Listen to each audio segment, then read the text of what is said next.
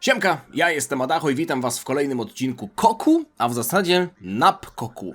Newsy, a potem Koku, bo mam do przekazania kilka newsów. Tak się składa, że ostatnio nagrywałem odcinek z newsami, ale dosłownie wczoraj, dla mnie wczoraj, pojawiło się sporo newsów tyczących się Xenoverse'a 3. Pojawiły się też mniejsze informacje, ale na Xenoversie 3 się tutaj skupię, ponieważ po pierwsze, dostaliśmy duży trailer, po drugie, nie będę wam do tego pokazywał, wkleję wam ewentualnie linki w opis, albo możecie sami go znaleźć, to jest oficjalny trailer, plus niektórzy youtuberzy, co się okazało jednak prawdą, bo krążyły plotki odnośnie tego, że można grać już w demo, że istnieje demo do Xenoverse'a 3, w które można zagrać i zobaczyć gameplay, a niektórzy mówili, że nie można, jednak okazało się, że jest to prawda, więc mamy około 9 minut gameplayu. Na niektórych kanałach ja też podeślę wam film w opisie, który ja widziałem. Mamy jeszcze wywiad z kimś, kto zrozumiałem, że jest prezydentem.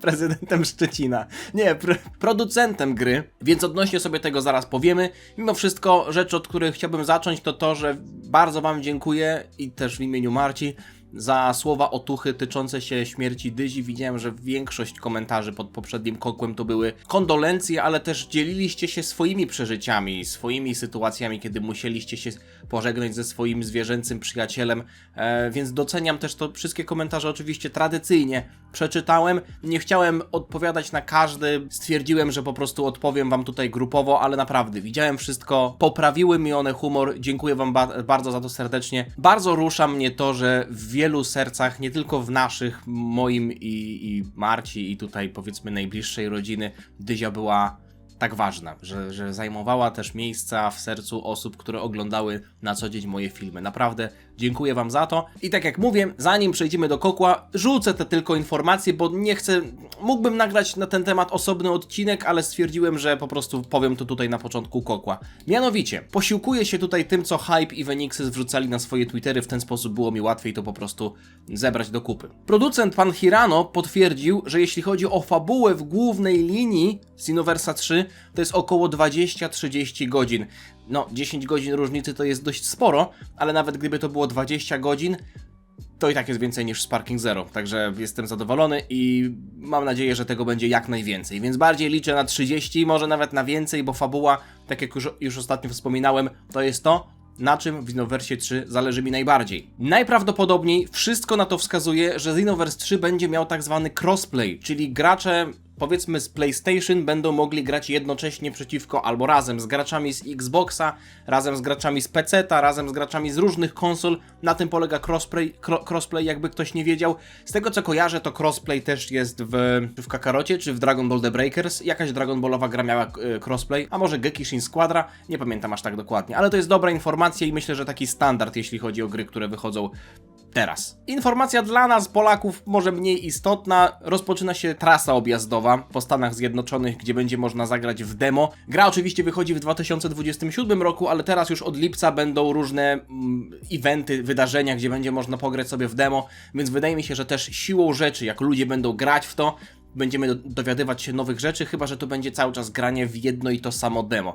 Może tak być, ale biorąc pod uwagę, że tak jak ostatnio mówiłem, na łamach V-Jumpu mamy się dowiadywać cały czas to nowych rzeczy tyczących się Xenoverse'a 3, to nie spodziewałbym się teraz jakichś miesiąców posłuchy, jeśli chodzi o właśnie tę grę. Pokażę wam tutaj też kilka screenów, jeśli chodzi o gameplay. To są screeny pochodzące z tego filmiku, który wam podlinkuję w opisie. Co jest zabawne i co ludzie już wychwycili, postać, którą oczywiście będzie można dostosowywać do własnych potrzeb, w sensie wygląd będzie można zmieniać i tak dalej, rasę to jest absolutna podstawa, jeśli chodzi o Xenoverse'a. Postać nazywa się J-Sen, czyli J-Sen.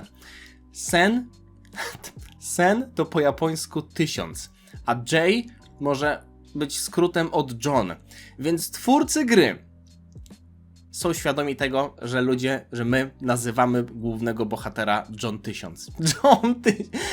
To jest jego kanoniczne imię, to jest niesamowite, więc John 1000 to nie jest już mem. John 1000 jest faktycznie Johnem 1000. Jeśli chodzi o gameplay, nie będę tutaj wchodził w szczegóły, ja sobie obejrzałem analizę tego gameplaya, obejrzałem sobie to, jakie mechaniki są, o nich też nieco bardziej szczegółowo mówiłem w ostatnim filmie, gdzie skupialiśmy się na tym skanie z V-Jumpa. Widzieliśmy też sporo różnych postaci, takich jak Vegeta, Trunks, Piccolo i tak dalej. I również Gammę 1000. To jest Gamma 1, który teraz ma nastroju 1000, więc nie wiem, czy to jest zabieg celowy, bo wydaje mi się, że w tym pierwszym trailerze zapowiedzi widzieliśmy Gammę 1. A tutaj on ma nastroju 1000, oczywiście nawiązuje to do roku, w którym dzieje się ta cała akcja, ale może to po prostu twórcy dodali, żeby też nawiązać do tego mema z Johnem 1000. Kilku innych twórców też zwróciło uwagę na to, że podobno Akira Toriyama pracował przy Xenoverse 3 bardziej niż przy Dragon Ball Online, a przy Dragon Ball Online pracował już dużo. Czy temu wierzyć, czy nie? Szczerze, dla mnie jest to informacja, którą można, nie powiem, że wyrzucić do kosza, ale wobec której można przejść obojętnie, bo nie mamy tego jak zweryfikować. Wiadomo, że rysował jakieś postacie, projektował, ale z drugiej strony, no oni, tak jak już niejednokrotnie mówiłem, oni są w stanie wlepić nazwisko Toriyamy wszędzie, tylko po to, żeby sprzedać to bardziej. Więc póki gry nie zobaczę, to nie będę się ze względu chociażby na te słowa jakoś szczególnie bardziej jarał. No Toriyama nie odpowiadał za gameplay, no nie? Więc to gameplay niesie grę. Notka też wspominający o tym, że mamy cały czas bronienie czegoś w Xenoversach. W Xenoversie 1 i 2 mieliśmy bronienie historii, w Xenoversie 3 będziemy bronić przyszłości, więc nadal czegoś bronimy, tylko wygląda tutaj to trochę inaczej. Ja tam nie mam z tym żadnego problemu. I jest też wspomniane przez producenta gry, że jeśli chodzi o dostosowywanie postaci, o te właśnie kustomizacje, będzie ona znacznie bardziej rozbudowana niż w poprzednich grach. No co mieli powiedzieć, że będzie gorsza? Wiadomo, że będzie lepsza, tylko pytanie jak lepsza. Na pewno wiemy, że będą rasy, tak jak było ostatnio, pokroju Majinów, pokroju rasy Freezy, więc myślę, że pod tym względem jakiegoś rozczarowania nie będzie. Oczywiście cieszę się, że wychodzą informacje, bo to jest przeciwieństwo tego, jak wyglądał marketing Dragon Ball Daima, gdzie przez pół roku nie wiedzieliśmy, co się dzieje, ale mimo wszystko kalma, jeszcze spokojnie kalma, jak piłkarscy trenerzy. Propos piłkarskich rzeczy, mam wam do przekazania jedną rzecz, prócz tego, co mam napisane na tajemniczej karteczce, ale do tego przejdę później. Pozwólcie, że poświęcę następną minutkę. Dobra? Mundial trwa, a razem z nim specjalna kampania na stronie Holi. 3 nowe smaki Holy Hydration. Zielone jabłko, morela i jagoda. Wszystkie na stałe wchodzą do oferty. Dodatkowo do końca Mistrzostw Świata, czyli do 19 lipca, trwa promocja na zestaw startowy Deluxe, na który dodatkowo działa mój kod zniżkowy Adacho, a także do którego gratisowo dorzucany jest termiczny shaker, który chociażby ostatnio przydał mi się na wyjeździe. Co do smaków, to najbardziej podeszło mi jabłko, ale ogólnie na co dzień pozostaje jednak przy Iced Tea. Ostatnio pojawiły się również 4 nowe smaki Energy, nawiązujące do popularnych koktajli. Mojito, w niektórych kręgach znane jako Mojito, Pina Colada, Caipirinha, czyli limonka z trzciną cukrową i Daiquiri, czyli truskawka limonka. Ja energetyków nie piję, ale Marci bardzo zasmakowało to ostatnie. Też wziąłem łyka i było całkiem spoko. No tak, Holi to nie jest wybór prozdrowotny, ale pod wieloma względami lepsza alternatywa dla słodzonych i wysokokalorycznych napojów, chociażby Energoli właśnie, które sporo osób pije na co dzień. Miejcie to proszę na uwadze. Tak samo jak to, że linki do Holi znajdziecie w opisie, a kod Adacho da wam 10% zniżki na zamówienie. Dzięki za uwagę, wracamy do odcinka. Okej, nap mamy już z głowy, więc teraz przechodzimy do kokła. Najpierw, w zasadzie newsy, nie, już sam się zgubiłem. Newsy, a potem koku. No okej. Maciej Balicki, pytanie do koku. Już kilkukrotnie zastanawialiśmy się tutaj, czy Cell mógłby osiągnąć jakąś dalszą formę dzięki swojemu potencjałowi. Golden Cell albo God Cell. Mnie zastanawia, czy perfekcyjna forma Cella była faktycznie ostatnią, jaką mógłby uzyskać poprzez absorpcję innych istot. Na przykład, czy mógłby próbować wchłonąć takiego Bu i czy dzięki temu ewoluowałby dalej, czy tylko fizycznie by się wzmocnił. Perfekcyjna forma była ostatnią, jaką założył sobie dr Giro, ale to nie oznacza, że Cell nie miał więcej potencjału do rozwoju niż genialny doktorek przewidział i zaprojektował. No pytanie brzmi, czy jest faktycznie pole do rozwoju dla Cella, skoro widzieliśmy Cella Maxa, który bazował na notatkach doktora Giro i którego ta domyślna, perfekcyjna, ta w pełni wyewoluowana forma miała być po prostu perfekcyjną formą Cella Maxa. My go widzieliśmy w formie, powiedzmy, takiego półperfekcyjnego Cella, dlatego też ze względu na wygląd przypominał drugą formę Cella. W sensie drugą, no jeśli liczymy od tej pierwszej larwy, to drugą formą był insekt, ale wiadomo o co chodzi. Mimo wszystko w przypadku Cella Maxa ja nie pamiętam, żeby tam była mowa o tym, że Cell Max miał wszczepione DNA, generalnie komórki wojowników Z. Wiadomo, że on bazował na tych samych projektach, ale to nie była dokładnie taka sama istota. Zresztą to też było widać w ogóle po designie, po rozmiarze. On bardziej przypominał Cella, a nie był Cellem 2. Więc jeśli chodzi o tego naszego Cella, naszego, którego wszyscy znamy i lubimy bardziej niż Cella Maxa, nie lubię się wypowiadać za wszystkich, ale tutaj sobie pozwolę. Cell miał komórki, oprócz oczywiście sajańskich, miał komórki Freezy i jego ojca. I myślę, że na tym moglibyśmy zawiesić największe oczekiwania, bo jeśli chodzi o komórki sajańskie, my widzieliśmy Cella, który już nawet w pierwszej formie emanował złotą aurą. Można powiedzieć, że jest to kwestia czysto kosmetyczna, którą sobie wymyśliło Toei Animation, ale jeśli przejdziemy do końcówki z arku Cella i Cell Games, Cell po powrocie przeżył coś w stylu Zenkai Boosta i bardziej wyglądał jak Super Saiyanin 2. W sensie pojawiły się wokół jego ciała te wyładowania elektryczne, które mogły sugerować, że Cell pod tym właśnie swoim Zenkai Boostie z tego zwykłego, cały czas muszę robić cudzysłów, Super Saiyanina włączył Super Saiyanina 2. Tyle, że Cell sam tego Super Saiyanina 2 w cudzysłowie nie włączał. On go jakby miał permanentnie aktywnego.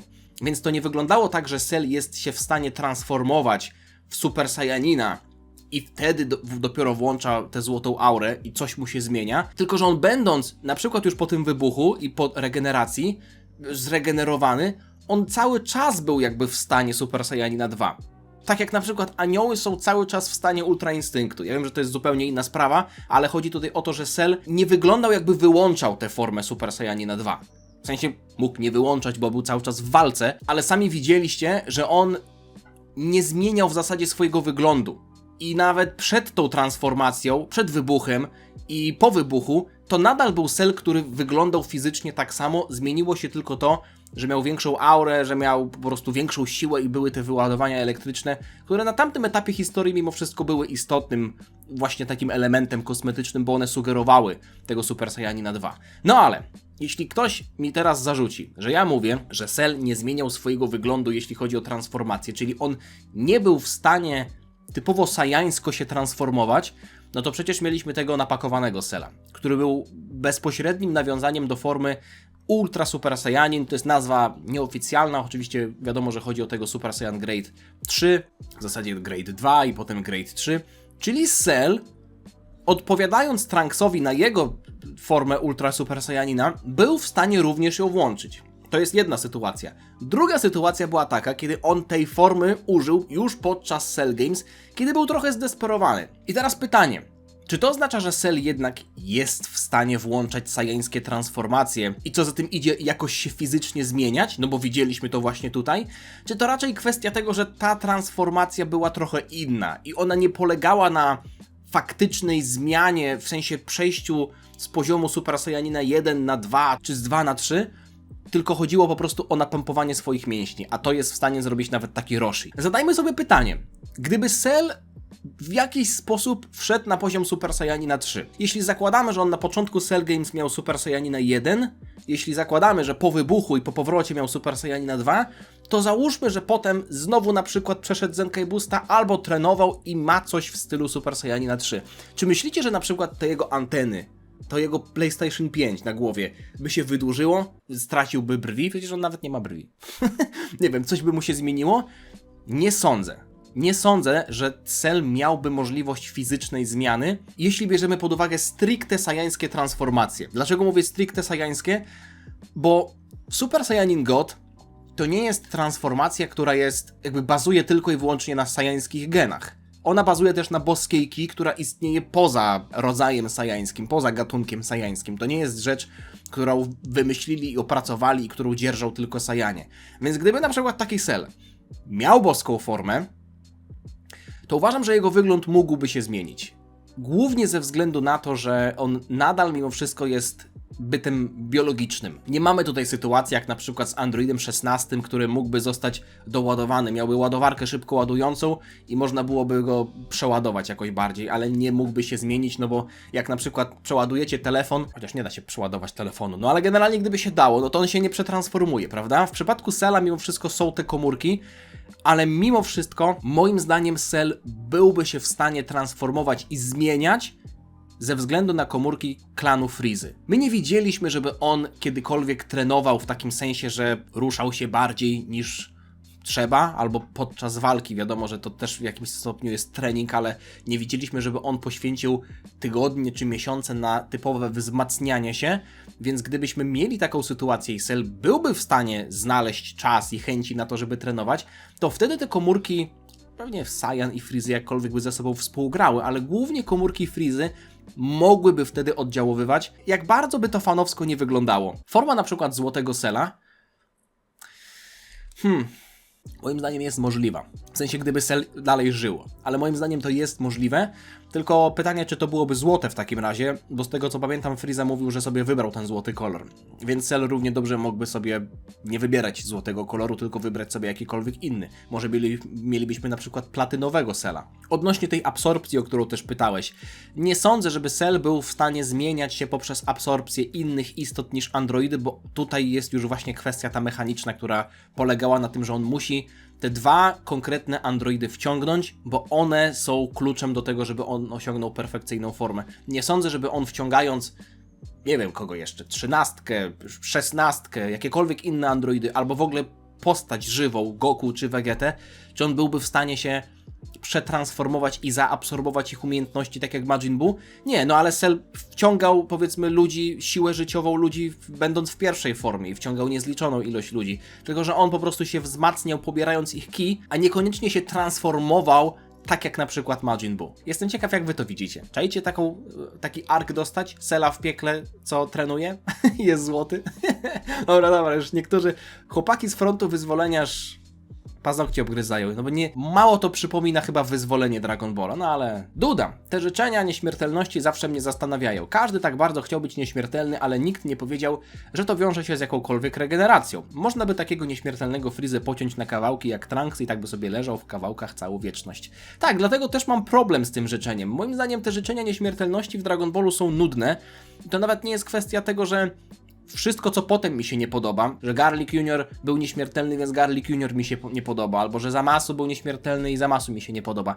Chodzi mi tylko i wyłącznie o to samo życzenie, bo ono jest dziurawe. Już kiedyś rozmawialiśmy na temat tych domniemanych rodzajów nieśmiertelności. Jest nieśmiertelność, jest niezniszczalność, Zamasu był nieśmiertelny, ale w sumie stracił ciało i jego dusza została tylko przy życiu i się połączyła z wszechświatem. Wiecie, o co chodzi? Jakby nie ma jednego rodzaju nieśmiertelności. W sensie, ja to wszystko nazywam nieśmiertelnością. Można byłoby to wziąć w taki nawias, taką grupę umiejętności. Można byłoby to rozbić właśnie na niezniszczalność, na nieśmiertelność ciała, na niestarzenie się, na brak możliwości zginięcia w walce poprzez obrażenia. Wiecie, o co chodzi.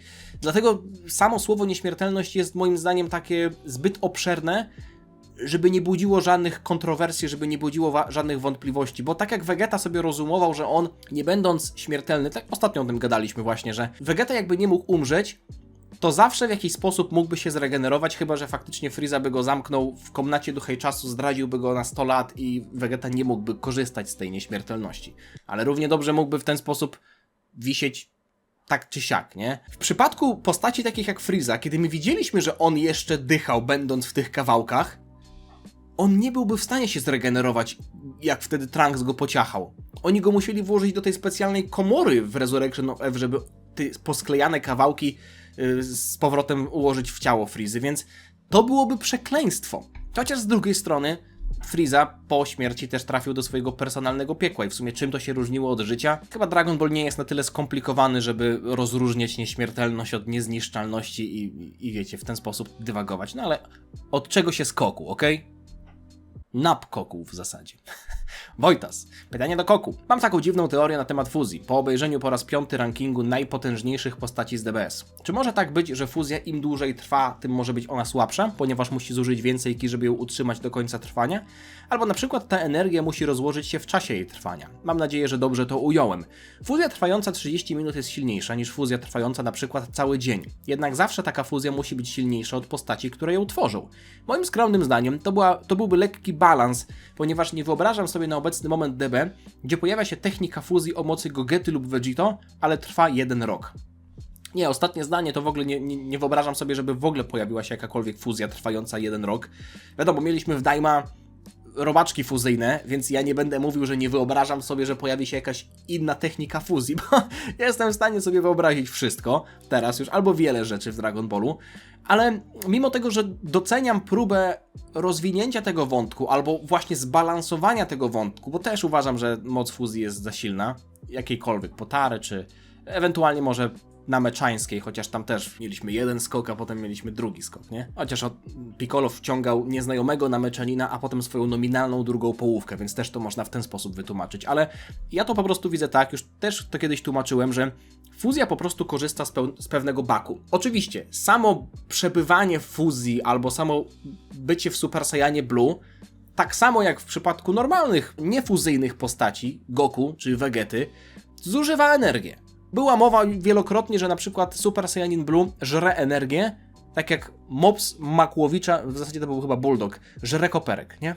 Ale on będzie zdrowym pieskiem. No, nie mogłem się powstrzymać, sorry. Czyli ustalmy sobie za zasadę, że mamy pewien bak energii, z którego korzystamy.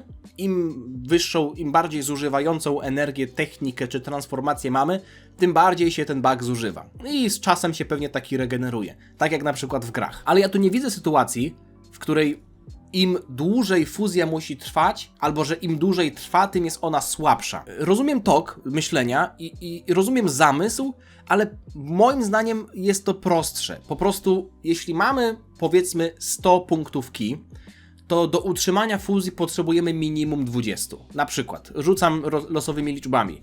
I jeśli jesteśmy przy 100 punktach, to fuzja jest tak samo silna jak przy 21. Tylko że jest mniej stabilna wtedy. Jest bliższa rozdzielenia. Jak Vegito na przykład używał cały czas Super Saiyanina Blue, używał silnych technik takich jak Final Kamehameha, to zużywało olbrzymie pokłady ki, więc on zużył tę rezerwę, na której jechał. Można też to przyrównać do baku w aucie, prawda? No musi mimo wszystko auto mieć jakąś rezerwę, na której jedzie. Jesteście tak czy siak się w stanie rozpędzić na przykład do 200 km na godzinę, niezależnie od tego, czy macie pełen bak, czy macie pół baku, czy jedziecie na rezerwie. Tutaj dodatkowe pytanie, na jakim rowerze jeździsz? Jeżdżę na crossie, mój rower to jest Riverside 700, kupiony w Decathlonie, nie robię reklamy. Ostatnio był na przeglądzie, jest już gotowy. Dzisiaj byłem z moim tatą na rowerze.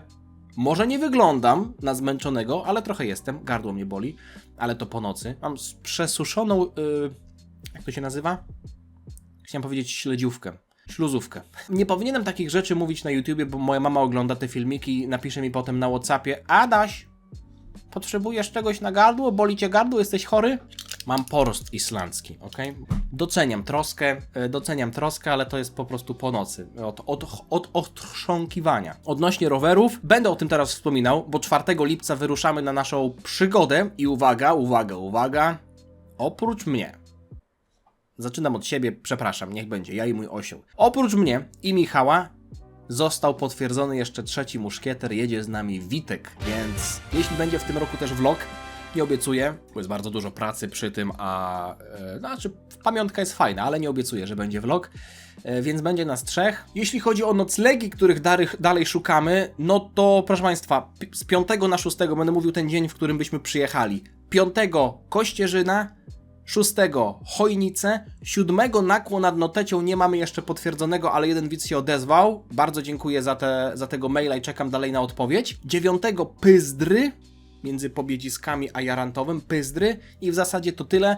My mamy ze sobą namioty, więc nie potrzeba nam tak naprawdę dachu, wystarczy nam kawałek trawnika. W razie czego będziemy zajeżdżać na parafię, bo to też zawsze jest opcja, ale tutaj też chodzi o to, żeby na przykład w jakimś bezpiecznym miejscu zostawić rowery. Jeśli ktoś w tych miejscach, w okolicach mieszka i jest w stanie na przykład nam udostępnić trawnik, albo w ogóle wziąć nas pod swój dach, na pewno się odwdzięczymy, jesteśmy grzeczni, zresztą znacie mnie, to wiecie, że jestem grzeczny. Dziękuję. Exiander. Ciekawy nick. Jako że mamy czas mundialu, to chyba najlepszy czas na to pytanie. Sorry, jeśli już takie było, jestem 50. osobą. Oglądałeś może Blue Lock? Ja osobiście nie przepadam za piłką nożną. Prawdopodobnie głównym powodem jest to, że w dzieciństwie miałem kumpla, z którym oglądaliśmy Ben 10, Harry Pottery i całą resztę. Później, bawiąc się w te uniwersa, aż w pewnym momencie zaczął interesować się wyłącznie sportem i wszystko się skończyło. Ale wracając do anime. Dopiero ostatnio dałem mu szansę i muszę przyznać, że jeżeli mógłbym to obejrzeć w dzieciństwie, to może nie porzuciłbym klubiku piłkarskiego po jednym treningu, a paradoksalnie, chociaż nie lubię, to granie w piłkę zawsze wychodziło mi z łatwością. I moje życie mogłoby wyglądać teraz troszeczkę inaczej. Na zawodowstwo bym na pewno nie poszedł, ale może na AWF. Dla mnie to anime to cudo. Nawet nie za dobrze przyjęty drugi sezon mi się szalenie podobał. Blue Lock nie oglądałem, znam oczywiście tytuł. Widziałem kilka tytułów piłkarskich, no Tsubasa to nawet nie muszę mówić. Inazuma Eleven, Blue Lock to jest zdecydowanie najnowszy, z tego co wiem, ale te tytuły sportowe, jakoś tak zawsze do nich z dystansem podchodziłem. Wiecie, Galactic Football to była kreskówka bardziej niż anime. Zawsze podchodziłem do tego z dużym dystansem, zwłaszcza właśnie do tych piłkarskich anime. Nie jestem w stanie sobie w głowie w taki satysfakcjonujący sposób połączyć realnej piłki nożnej, realnego świata, tego sportu na określonych zasadach i anime. W anime jest to dla mnie zbyt przerysowane i ja anime traktuję jako medium, które powinno, nie że powinno, mi bardziej się podoba, jak opowiada o rzeczach takich nadnaturalnych, które nie są związane z prawdziwym światem aż tak bardzo jak piłka nożna, która ma mimo wszystko określone zasady i ja oglądam piłkę nożną na co dzień, więc nie byłbym w stanie skupić się chyba albo czerpać dużej satysfakcji ze sceny, kiedy ktoś robi przewrotkę przez pół odcinka. Albo, nie wiem, kopie piłkę tak mocno, że ta niszczy pół czasoprzestrzeni. O ile można w ten sposób powiedzieć. Wiecie, o co mi chodzi. Nie oglądałem, nie mówię, że nie obejrzę. No, to jest jakby patrzenie trochę stereotypowe, a trochę patrzenie poprzez pryzmat jakichś tam pojedynczych wycinków i czegoś, co sobie w głowie już przez lata ukształtowałem, ale obrócę trochę ten temat, w sensie dalej pozostanę przy piłce nożnej i chcę wam powiedzieć, ja tutaj na kartce, właśnie moja mama mi wczoraj zaproponowała, że z moim tatą zrobili sobie taką zabawę, napisali na karteczkach ich typy na mundial, schowali karteczki i po mundialu zobaczą.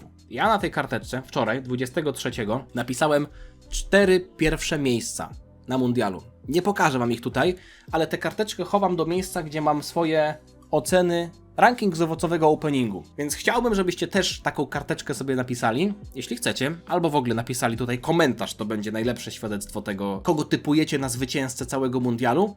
I na przykład za miesiąc sobie zobaczymy, kto miał rację, kto nie. Ja mówię, napisałem 4 miejsca pierwsze, czyli spróbowałem przewidzieć, kto się zakwalifikuje do półfinałów i potem jaka będzie kolejność finału i meczu o 3 miejsce. To jest akurat dowolność. W sumie jak jeszcze tak jestem w tematach pobocznych, to 2 rzeczy. Jakiś czas temu wspominałem wam o Bartoszu, który prowadzi kanał Stary Kij TV, Bitwa na wiedzę.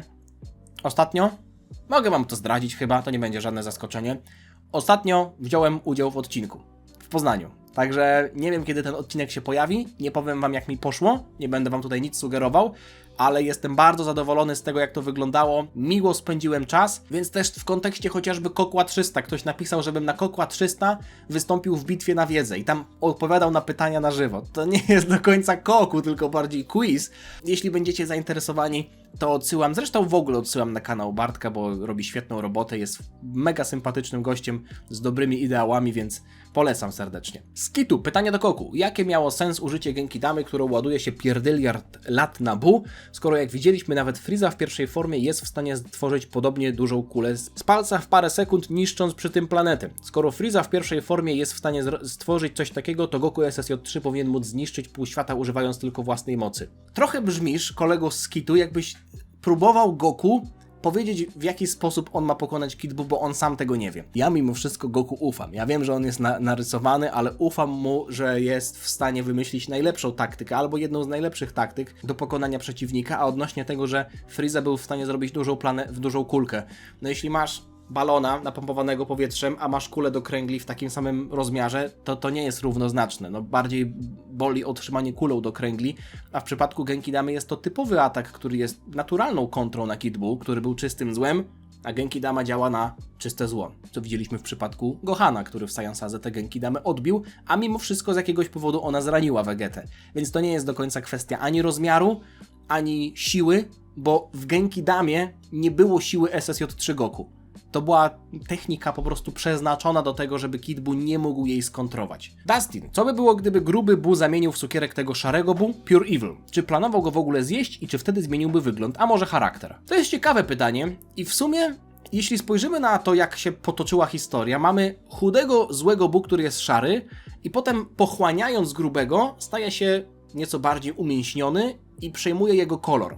Tylko, że to był ten naturalny kolor Buu. Ale jeśli gruby Buu pochłonąłby szarego, no to myślę, że jego charakter nie uległby aż tak dużej zmianie, no bo już jakiś czas temu też rozmawialiśmy na temat rodzajów absorpcji. Buu absorbował ludzi nie przejmując ich cech, ale absorbował też niektórych wojowników, absorbując ich cechy. Tutaj mieliśmy oczywiście ten drugi przypadek, no bo widzieliśmy, że Bu próbował zmienić go w cukierek, ale on ten właśnie promień przekierował na grubego Bu i on został zmieniony sam.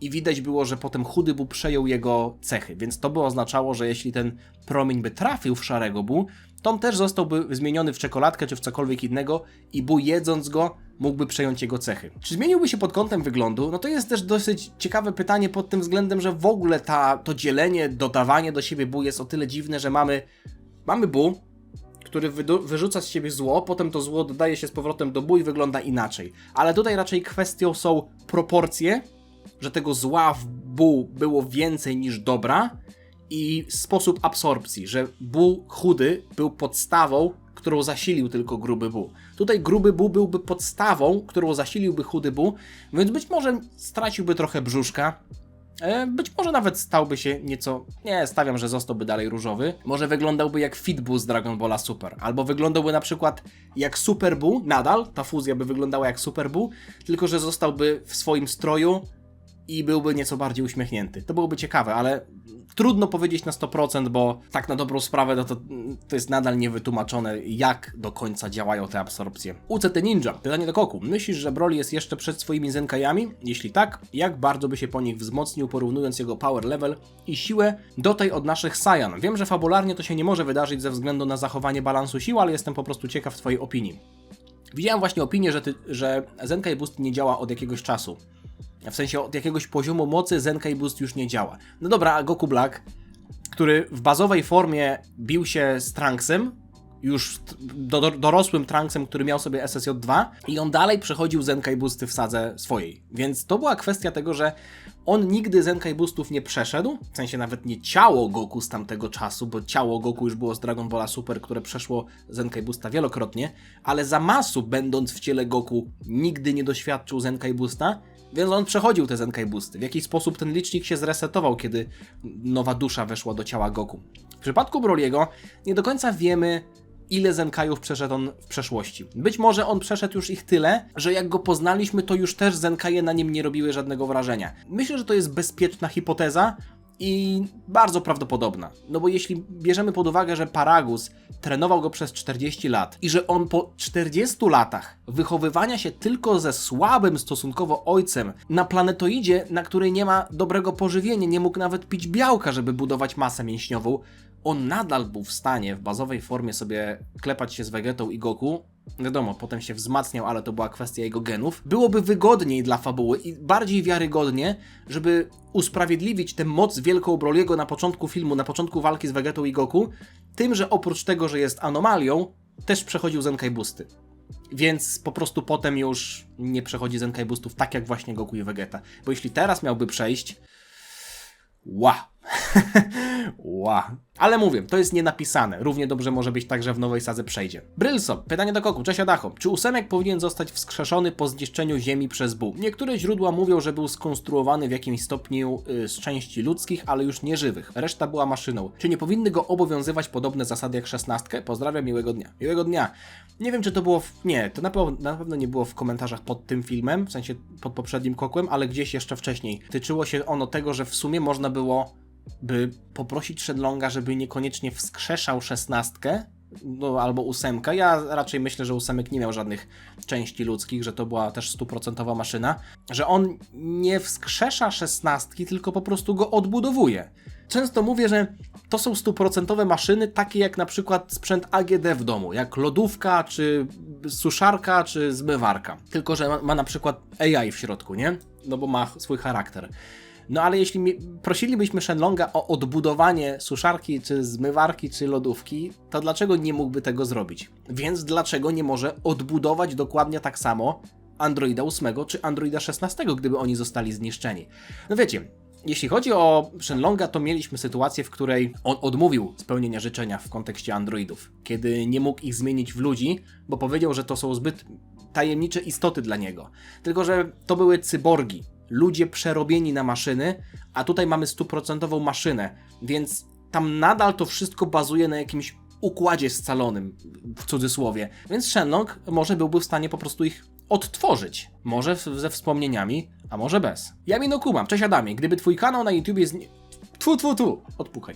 Albo przestałbyś na nim zarabiać, to pracowałbyś jako WF-ista, trener w jakiejś szkole, czy może zostałbyś montażystą innego YouTubera. Coraz bardziej się przekonuję do pracy z dziećmi, mimo tego, że w ogóle nie mam z nimi do czynienia. Nie mam ręki do dzieci. Tak mi się przez całe życie wydawało, że ja nie mam ręki do dzieci, ale jak sobie wyobrażam tę pracę jako WF-ista, coraz bardziej chciałbym w ten sposób pracować. To nawet nie jest tak, że byłbym do tego zmuszony. Wiadomo, jest kwestia jakby dostania się do roboty, no bo to nie jest tak, że poszukują WF-istów na gwałt. Czy byłbym montażystą innego YouTubera? Chyba nie. W sensie samo montowanie filmów mi sprawia przyjemność, o ile są to moje filmy. I filmy innej osoby raczej nie, to by mi nie sprawiało przyjemności, chociaż nigdy tego nie robiłem, nigdy nie montowałem komuś, ewentualnie tam gdzieś pomagałem Michałowi tam montować pomaganie za jechanie, ale to były proste montaże, żeby tak na stałe. Myślę, że gdyby coś takiego się wydarzyło, to po prostu wrzucałbym filmy na drugi kanał. W razie czego się odezwę, znajdziecie mnie, nie? Poszukajcie mnie, tak jak papież mówił, poszukajcie. Darko, jako fan Vegety zapytam, czy uważasz, że Vegeta to jeden z największych przegrywów, jeśli chodzi o postacie w shonenach? Na przykład chłop trenuje z aniołem, a i tak ginie z ręki Frizy. W każdym arku niby ciężko trenuje, ale jak mawia klasyk, to by nic nie dało, bo finalnie zawsze pada na liście. Niby dostaje nowe transformacje, ale i tak jest drugi w kulach. Nawet jak Gohan, który nie trenuje, raz się wkurzył i prawdopodobnie go przewyższył mocą. Jak się spojrzy na inne shoneny, to chyba nie ma takiego przegrywa jak Vegeta. Nie nazwałbym go przegrywem. Ja się zgodzę z tym, że miał dramatyczne porażki w historii. Kto nie ryzykuje, ten nie pije szampana. Jeśli mielibyśmy spojrzeć na przykład na Yamszę, on też nie miał wielu zwycięstw, ale w pewnym momencie historii przestali go pokazywać. Co za tym idzie, przestał przegrywać, bo przestał walczyć. Ja Vegetę szanuję za to, że on cały czas walczy. I nie przeszkadza mi to, powiem wam więcej nawet, mocne. Nie przeszkadza mi to, że Vegeta nie kończy jakiejś walki z głównym antagonistą. Trochę miałem ból dupy i uważam, że film Resurrection of F stracił na tym, że to nie Vegeta wykończył Freezę, bo to byłoby idealne spięcie ich historii i w ogóle tego filmu i też nie byłoby takiego zakończenia z dupy. Pomijając to Resurrection of F, sytuacja, w której na przykład mieliśmy Force Spirit Fission w Sazemoro, to bolało, ale też z perspektywy czasu patrzy się na cały ark inaczej niż na to, jak się ogląda to co tydzień. Widziałem ostatnio Nekona, który oglądał moje filmy o Naruto i też tam była właśnie sytuacja, w której on wspomniał, że dobrze mi się w ogóle te reakcje oglądało. Ktoś mi w komentarzach napisał, że coś takiego jest, więc znalazłem i dobrze mi się to oglądało. Odnośnie tego, że jak ja to oglądam pierwszy raz na bieżąco, to inaczej odbieram wydarzenia niż osoba, która zna całą historię. I czasami to działa jakby w drugą stronę, że jak coś się ogląda na bieżąco, to nie irytuje, a jak się zna całość, to irytuje. W przypadku Vegety w Sazemoro było tak, że na bieżąco to irytowało, ale jak się zna całą historię, nie jest to do końca takie złe. I ja bym był w stanie się zgodzić na to, że Vegeta nie pokonuje tych finałowych bossów w sagach, ale jest dobrze pisany, tak jak na przykład w Sazemoro. Więc ja bym go przegrywem takim permanentnym nie nazwał, bo ma, powiedzmy, przestrzenie w życiu, gdzie dobrze robi, gdzie dobry przekaz leci i dobrze chłopaki robią, gdzie po prostu jest wygrywem, rodzina, nie musi pracować i ożenił się z największą, no tak, mówił o niej jako o żonie, z najbogatszą babką na świecie, która cały czas się odmładza, więc powiedzmy, że też ma takie budżetowe sajańskie geny, że dłużej utrzymuje młodość. Wiem, że pytałeś o walkę, a nie o jakieś tam inne aspekty życia, ale ja go jako przegrywa nie traktuję. Na pewno nie jako permanentnego. Grzesiek B. Pytanie do Goku. Skoro Cell potrafił kopiować różne techniki Goku i reszty, to dlaczego nie potrafił lub nie chciał skopiować Kaiokena? Myślę, że mógł, bo w mandze i w anime wspomniał, co prawda powiedział prawdopodobnie, nie wiem, czy był świadomy tego, że do Genkidamy trzeba mieć czyste serce, dlatego Goku wraca do bazowej formy, ale Cell wspominał o tym, że byłby pewnie w stanie zrobić Genkidamę. Może jakąś złą Genkidamę. Ale mówił, że coś takiego potrafi. Chyba. Więc jeśli mówił o Genkidamie, to tym bardziej powinien móc zrobić Kaiokena. Dlaczego tego nie używał? Być może się bał tych konsekwencji wynikających z Kaiokena. Bo jak mieliśmy sytuację, kiedy Vegeta go gnoił w drugiej formie, to Cell, półperfekcyjny, czysto teoretycznie mógłby odpalić Kaiokena i przewyższyć Vegetę. Tylko to nie pokonanie Vegety było celem Cella, tylko osiągnięcie perfekcyjnej formy. No ale okej, jesteśmy pod koniec sagi, w zasadzie Cell Games, kiedy Gohan i Cell przepychają się. Dlaczego wtedy Cell nie użył Kaiokena? Czy był zbyt zmęczony? Nie kupuję tego argumentu. Goku też był zmęczony w Saiyansadze, a użył tego Kaiokena. Być może bał się, że jak on tym Kaiokenem pokona Gohana, to jeszcze zostanie Vegeta, Piccolo, Wojownicy Z i on będzie wtedy tak bardzo zmęczony, że oni go wykończą, więc może po prostu bał się używać Kaiokena, ale no chyba lepiej go użyć i dać sobie szansę, niż przegrać. A może zapomniał. Może zapomniał. W sumie tak teraz sobie myślę, że kiedyś nagrałem Kokła, którym miał to pytanie w tytule, ale nie pamiętam, co wtedy mówiłem. Zresztą to było z 5 czy 6 lat temu, także nie, no na pewno nie 6, ale z 5 lat temu, także odsyłam. Nie pamiętam, co tam powiedziałem, ale odsyłam. LL98. Dziękuję tutaj za miłe słówka, przechodzę do komentarza. Ostatnio sobie wróciłem do Xenoverse 2 i mimo, że wcześniej się nie zastanawiałem nad tym, nagle mi przyszła myśl, czy Majini jako odrębna rasa mają sens w Dragon Ballu. W Dragon Ballu znamy na ten moment tylko 3 przedstawicieli. Nawet nie wiadomo, czy mogliby się rozmnażać w jakikolwiek sposób nam znany. W końcu to tylko istoty stworzone za pomocą magii w kotle. Czy widzisz jakiś pomysł na wprowadzenie Majinów jako autonomicznej rasy do DB i jak byś to zrobił? Czy na ten moment to nie ma jakiegokolwiek sensu i jeden był nam starczy? Pozdrawiam, dobrego dnia, dzięki. Oczywiście chodzi o ten rodzaj postaci, jakim jest Majin Buu, czy Majin Ku, czy Majin Du, a nie o Majinów jako o mieszkańców Królestwa Demonów, no bo oni też byli nazywani Majinami. Ale jeśli spojrzymy sobie chociażby na Xenoversa czy na Dragon Ball Online, na tę genezę rasy Majin Buu, tam Majin Buu w pewnym momencie sobie stworzył partnerkę po tym, jak zobaczył świerszczyka Herkulesa.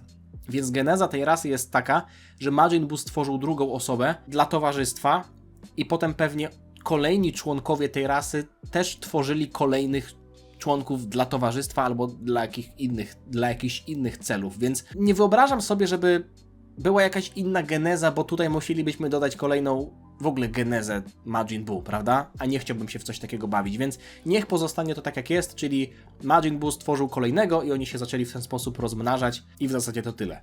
I na sam koniec. Wisienka na torcie i myślę, że też na ten temat wspomnę, bo dzisiaj idę jeszcze do paczkomatu, odbieram 2 booster boxy Naruto Mythos, druga edycja, które dostałem w prezencie od Maćka i myślę, że też Krzyśka mogę powiedzieć, bo to oni są właścicielami sklepu unbox.pl. I niedługo na moim kanale, myślę, że nawet jutro dla Was pojawi się pierwszy opening w historii z Naruto. Będziemy polować na, uwaga, złotego Lee. W pierwszej edycji był złoty Naruto pokryty prawdziwym 22 chyba karatowym złotem, a w drugiej edycji jest złoty Lee i złoty chyba Sasuke. Więc będziemy polować na rzadkie karty. Jeśli lubicie openingi albo w ogóle lubicie Naruto, jesteście zainteresowani, to już teraz Was zapraszam na te 2 filmy, które niedługo będą na kanale, ale pytanie jeszcze ostatnie do tego odcinka. W Sadze Moro dowiadujemy się, że Dai Kaioshin żyje wewnątrz Buu. Wiemy, że jego boska Ki cały czas funkcjonuje, jest aktywna nie tylko w Buu, ale też w Ubie. I teraz pytanie.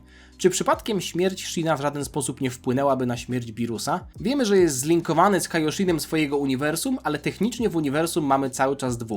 Czyli pytanie polega na tym, czy w sumie nie jest tak, że jakby Shin umarł, to nic by się nie stało Birusowi. No bo przecież życie Birusa jest jeszcze połączone z Dai Kaioshinem. Jeśli bierzemy pod uwagę te lata, 50 ileś milionów lat temu, czy kiedy była ta walka z Majin Buu, mieliśmy 5 Kaioshinów, 4 z różnych stron i tego Dai Kaioshina. Pytanie brzmi, czy życie Boga Zniszczenia, Birusa lub nie Birusa, kto wtedy był Bogiem Zniszczenia, było połączone z całą 5? Niestety na to pytanie w zasadzie odpowiedzi nie ma, jeśli nie będziemy sobie wymyślać jakiegoś headcanonu, bo jeśli spojrzymy na inne wszechświaty, to tam nie ma 5, 2, 3 czy 7 Kaioshinów, tylko zawsze jest jeden. Nie wiadomo, jak wyglądało to kiedyś, ale jeśli spojrzymy na Dragon Ball Daima, to tam widzimy, że do każdego wszechświata przypisany jest jakiś jeden Kaioshin. Być może było tak, że w momencie, kiedy Dai Kaioshin był pochłaniany przez Buu, to podświadomie przekazał to połączenie naszemu Shinowi, Naharę, bo to był tak naprawdę ostatni żyjący Kaioshin w tamtym momencie. Więc Shin nigdy nie umarł, więc Birus też nigdy nie umarł, więc mimo tego, że było 5 Kaioshinów, no to opcje są 2. Albo Dai Kaioshin był jedynym tym, który miał połączenie z Bogiem Zniszczenia i przed pochłonięciem Majin Buu przekazał je Shinowi, albo było tak, że wszystkich 5 je miało i żeby Birus umarł, wszystkich 5 Kaioshinów musiałoby umrzeć albo jakkolwiek zostać tam spacyfikowanym, a Shin został. I Birus jest doskonale świadomy tego, z kim jest jego życie połączone, no to chyba po prostu jest tak, że on nie z jakiejś niewiedzy zakłada, że to życie Shina jest połączone, to w jakiś sposób musi być widoczna umiejętność. Skoro nawet pod koniec sagi Moro mieliśmy sytuację, kiedy Merus był wskrzeszany i to było z pomysłu Shina i Beerus się na niego denerwował, że ten nadstawia ich kark i to było przy Daikaioshinie, który w żaden sposób nie powiedział, ale przecież wasze życie nie jest połączone, bo Beerusa życie jest połączone z grubym Daikaiosinem, który siedzi w Bu. No, na jakimś etapie historii ten lifelink, w cudzysłowie, musiał właśnie przejść na Shina. Ja stawiam, że to było w momencie, kiedy walczyli z Majin Buu i to po prostu przekazał, tak jak na przykład pieczę nad nameczańskimi smoczymi kulami. Mieliśmy Guru, potem jest Muri, Eska w zasadzie chyba nawet tam gdzieś został wrzucony, nie pamiętam czy Eska. No generalnie nameczanie są w stanie przekazywać sobie to połączenie ze smoczymi kulami, że jak najstarszy umiera, to smocze kule umierają. Więc tutaj wątpię, żeby bogowie nie potrafili robić takich rzeczy. Dziękuję wam za oglądanie, dziękuję za bardzo dużą ilość komentarzy, w większości z kondolencjami, no ale taka sytuacja. Bardzo was doceniam, dziękuję za wszystkie łapki w górę, oczywiście zachęcam do tego, żebyście zostawiali. YouTube się zmienia i mój, powiedzmy, menedżer się zmienia, tutaj wszystko to, co widzę odnośnie swoich filmów się zmienia, wydaje mi się, że też w ogóle główne YouTube'a okienko odtwarzania się zmienia, bardziej propsują chyba to podbijanie filmów, mniej się wyświetlają te lajki, ja w ogóle w menedżerze filmów nie widzę, ile moje filmy mają lajków, więc typowa zmiana na YouTubie, jak coś jest inaczej, to zazwyczaj jest gorzej, no ale okej. Mimo wszystko lajka możecie zostawić. Czekam na wasze komentarze. Miłego dnia, Diana!